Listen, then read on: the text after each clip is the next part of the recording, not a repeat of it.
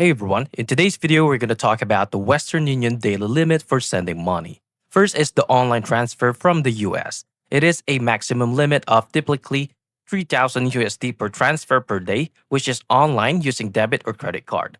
You may be able to send up to $50,000 if you verify your identity and send to specific countries using certain payment methods like bank account transfer.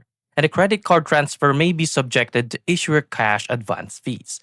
Now, in-person transfer at agent locations. The daily limits can be vary by location, but are usually higher than online limits. Some locations allow transfer up to 10,000 USD or more, depending on destination, currency availability, and compliance check. Now, there are also important restrictions. The destination country and current regulations, type of service selected, use verification payment method, and location, operating hours, and time zone.